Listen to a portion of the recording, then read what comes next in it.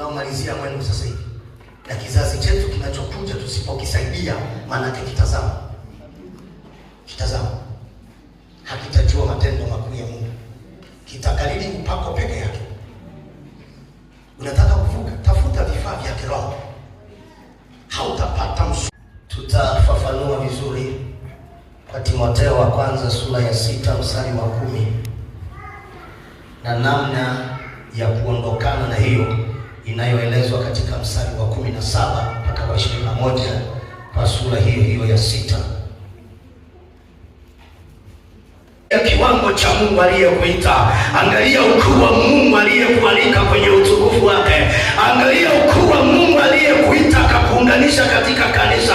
Huyo ndiye tunapaswa kumtazama na wala si mwingine katika dunia hii. Tumepewa mamlaka ya kukanyaga nyoka na nge na nguvu zote za yanayoweza kuharibu imani yako, ambayo shetani mara nyingi anayatumia kama sumu ya kutia kwenye hiyo imani yako, ili imani yako ife, ili yeye aanze kukushughulikia na kuharibu maisha yako.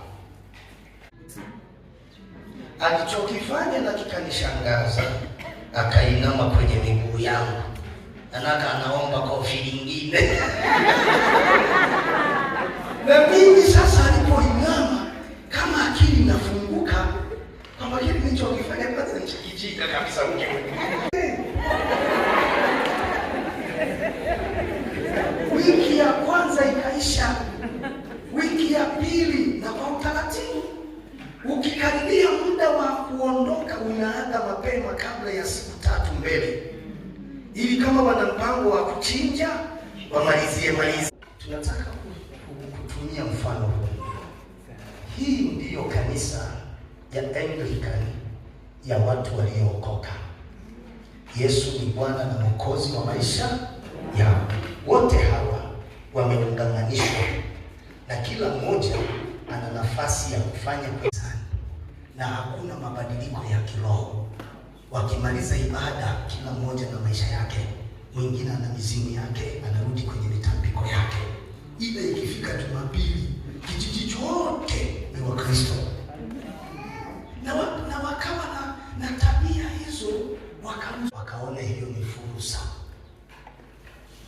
kwa wazungu, maana wanakuja na vitu, msosi na mavazi. Kwa hiyo mkuu wa lile eneo kimtawala akawahamasisha wananchi wote kuingia kanisani.